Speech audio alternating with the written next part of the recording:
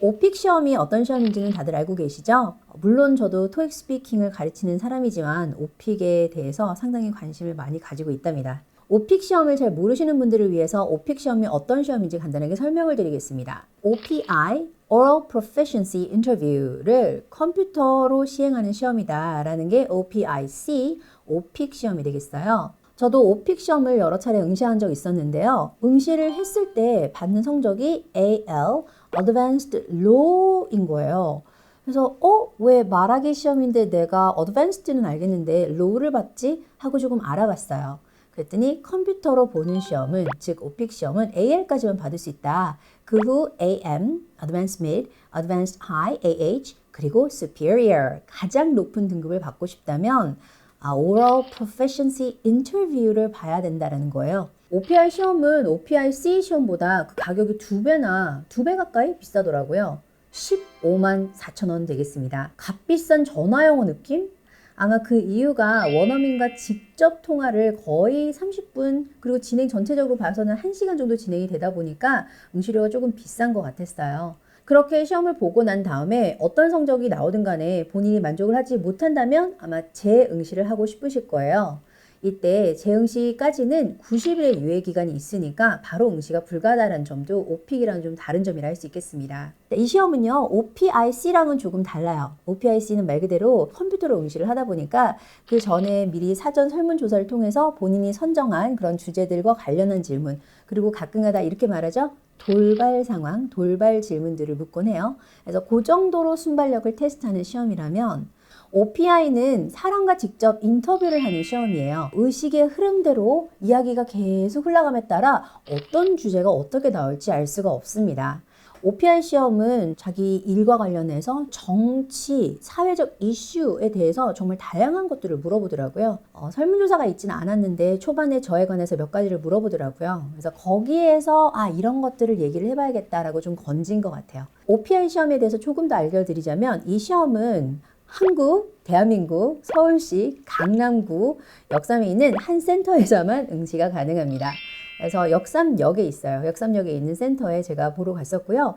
그날이 평일, 금요일 오전이다 보니까, 또 왜 오전이냐면 미국 현지에 계신 분이랑 통화를 해야 되다 보니 그분도 너무 늦지 않은 시간, 나도 너무 이르지 않은 시간 조율을 하다 보니 아마 오전 9시가 됐던 것 같아요. 오전 9시에 시험을 치르러 갔어요. 근데 역삼역이고 이 부근이 다 office workers, 출근 시간이다 보니까 복작복작 할 것을 예상을 제가 못했던 거예요. 그 멀티 캠퍼스 건물이라는 곳에 딱 1층에 도착했는데 몇 대나 되는 엘리베이터 앞에 사람들이 엄청나게 길게 줄을 서 있는 거예요. 시간을 여유롭게 왔다 생각했는데 엘리베이터가 몇 번을 왔다 갔다 해도 제가 엘리베이터를 탈 수 있는 시간이 안 되는 거예요. 이게 7층인가 9층인가 그랬어요. 걸어 올라갔습니다. 건물이요. 약간 층고가 높은 건물이었어요. 그러다 보니까 진짜 왜 8, 9개가 올라가서 또 꺾이고 이런 게 아니라 한 15개, 17개 걸어 올라가서 꺾이다 보니까 느낌으로선 한 20층까지 걸어 올라간 그런 느낌이었어요. 오픽 그 수업들도 거기서 진행을 하더라고요. 그래서 오픽 수업을 듣는 분들도 계시고, 그리고 저처럼 OPI 시험에 응시하려고 오신 분들도 계셨어요. 영어가 아닌 OPI 시험을 보시는 분들도 계셨습니다. 언뜻 옆에 스쳐 지나가면서 들었는데 베트남어 같더라고요. 다양한 언어의 OPI 시험이 있다는 점도 좀 인상 깊었어요. 강의실이 어떤 느낌이었는지 설명을 좀 드리자면 매우 넓었어요. 좌석수가 한 35에서 50개 사이 정도 되는 것 같았고요. 모든 자리가 그 칸막이 좌석으로 이렇게 구성이 되어 있었습니다. 정말 유물 같은 전화기가 그 자리에 떡하니 있더라고요. 얼마 지나지 않아서 감독관이 오셔가지고 직접 전화번호를 보고 전화번호로 전화를 걸어주셨고, 그때부터 바로 시험이 시행됐던 것 같아요. 시험이 시행되면서 안내해 주신 건 혹시 끊기거나 잘 안 들리거나 하면은 다시 전화를 걸어줄 테니까 너무 그렇게 긴장하거나 당황하지 말아라 라고 하시더라고요. 시험이 시작이 되면서는 이제 바로 외국인 분이, 그 상대 외국인 분이 이야기를 하시면서 시험 이제 시작을 하겠다 하고 Please introduce yourself. 물론 자기소개를 물어보겠죠. 그래서 저에 대해서 간단하게 나는 English teacher야 라고 얘기를 했더니 영어 뭐 가르치냐고 되게 반갑게 얘기를 해주셨어요. 그래서 저는 스피킹을 가르치고 있어. 그랬더니 또 어떤 친구들에게 가르치니? 라고 물어보더라고요. 그래서 일상적인 얘기를 했죠. 제 직업에 관한. 근데 보니까 초반부는 약간 그런 워밍업 퀘스천을 많이 했어요. OPIC와 비슷하죠. 그래서 일상에서 일어나는 너의 직업에 관한, 너 간단한 소개에 관한 질문들로 주를 이루다가 아마 그런 질문들을 통해서 사전 인터뷰를 하는 느낌이었어요.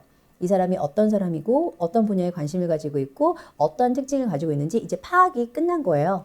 그러면서 거기에서 질문들을 조금 더 확장해 나가기 시작했습니다. 그 질문들이 첫 번째가 무엇이었냐면 제 영어에 관한 얘기였어요. 제가 영어를 가르치면서 영어를 한국 사람들이 잘 하는지, 우리가 많이 공부를 하지만 상대적으로 잘 하지 못한다라고 했더니 이것을 약간 이슈화하면서 그게 어떻게 그렇게 되는 이유들이 있는지 사회적인 문제로 좀 끌어나가시더라고요. 내가 당신의 영어 선생님이다라는 거에서 시작을 했지만 그에 관련한 확장된 질문들을 계속 꼬리에 꼬리를 물고 물어봐 주시더라고요. 내가 되게 액티브하고 다양한 스포츠, 엑서사이징을 즐겨한다라고 했더니 어떤 걸 하냐고 물론 물어보시죠. 그래서 제가 요가 그리고 자전거 타기 그리고 최근에 보디빌딩 대회를 나가지 않았습니까? 그래서 보디빌딩을 했다 했더니 그것이 되게 이색적이었나 봐요. 그래서 역시 꼬리를 하나 물고 그 부분에 대해서 얘기를 하기 시작했습니다. 네가 만약에 누군가에게 운동을 하는 어떤 루틴 같은 걸 설명해 준다면 넌 어떻게 그 사람한테 제안을 해주고 어떤 식으로 디렉션을 잡아주겠니? 뭐 이런 걸 물어보더라고요. 단순히 내가 운동을 얼마나 해, 어떤 운동을 해 보다는 그 상황을 가지고 누군가에게 너 이렇게 해보렴 하고 suggestion까지 할 수 있는지를 물어보는 것 같았어요. 제가 해외 생활을 많이 했을 거라 예상했나 봐요. 왜냐면 영어 발음과 쓰는 표현들이나 이런 구사력이 범상치 않으니까요. 그래서 나보고 어디 살았었냐고 솔직히 말해보라고 얘기를 하더라고요. 그래서 제가 미국에서 좀 오랜 기간 거주한 적이 있고 그리고 중국도 살은 적이 있다 했더니 오히려 미국에 살았던 얘기보다는 중국에 살았던 이야기에 훨씬 더 관심을 가지더라고요. 인터뷰를 하시는 분과 뭔가 그 시험을 본다라는 느낌보다는 정말 친구와 얘기하듯 누군가 정말 대화를 하듯 이야기가 진행이 된 것 같아요. 제가 나올 때 이렇게 끊고 나올 때 나머지 두 분은 여전히 시험이 진행 중이었어요. 그래서 좀 뭔가 왜 나는 빨리 끝났지? 하는 그런 느낌 있잖아요. 왜 나한테 덜 물어보지? 나는 왜 길게 인터뷰를 진행하지 않았지? 라고 살짝 좀 걱정하긴 했었어요. 그런데 S를 받았어요. Superior. 여기서 Superior 등급이라 함은 이와 같다고 합니다. 유럽 공통 언어 평가 기준 환산 점수로 CEFR이라고 하는데요. 최고급 등급이고요. 그리고 OPI 자체적으로 Superior, S의 등급에 관해서는 미국 혹은 영어권 국가에서 박사 과정, 논문을 읽을 수 있는 정도, 논문을 또 편찬하고 프레젠테이션 할 수 있는 정도, 그리고 통번역 대학원에서 전혀 무리 없이 과정을 이수할 수 있는 정도라고 해요. 그리고 교포 혹은 원어민이라 할지라도 지식 수준이 높고 교양 있는 사람들의 구어체, 영어 구사가 가능한 수준이 S, Superior이라고 합니다. 성적이 나오고 나니까 저에게 진행되면서 주어졌던 시간이 그렇게 사실 상관관계가 있는 건 아니다라고 느껴졌어요. 인터뷰가 좀 빨리 끝날 수도 있다라고 제가 확신할 수 있었습니다. 비슷한 경험을 한 적이 있거든요. 오픽 시험을 볼 적에 그 응시 시간이 꽤나 길잖아요. 한 40분 내지는 그 내외로 진행이 되는데 그 문제들, 문항들을 다 풀어내면서 저는 10분 내외로 시험을 끝낸 적이 있었어요. 왜냐면 그 다음 스케줄이 있었기 때문에 시험이 어떤지를 보기만 위해서 사실 시험을 응시한 그날의 케이스였는데 그 시험에도 저는 오픽의 가장 높은 점수죠. AL, Advanced Low를 받은 바 있거든요. 저 같은 경우에는 단순한 호기심에 오픽 시험에 나는 왜 Advanced Low밖에 못 받지? 그래서 그 상위 등급을 알아보다가 OPI 시험이라는 게 있다라는 걸 알고 응시를 한 케이스였어요.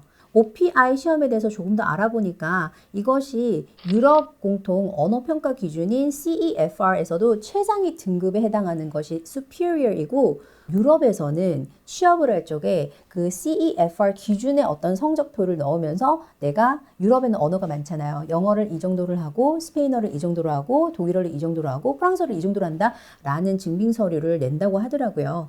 그래서 영어를 그 평가 기준에서 유럽 공통 언어 평가 기준에서 가장 잘한다라는 수피리어를 받는다라는 건 상당히 대단한 거예요. 그죠? 어학 성적 시험이라는 건 그런 것 같아요. 여러분들이 단순히 그것을 가지고 내가 자기 만족을 할 수도 있지만 여러분들이 레벨 7을 받고 오픽에서 어드밴스를 받고 그렇게 했을 때 다음 걸음으로 나갈 수 있는 문이 조금 더 넓게 열리는 것 같아요. 여러분들께서도 영어 공부 많이 하셔서 여러분들의 취업의 문 그리고 미래의 문을 조금 더 넓혀가 보도록 하세요.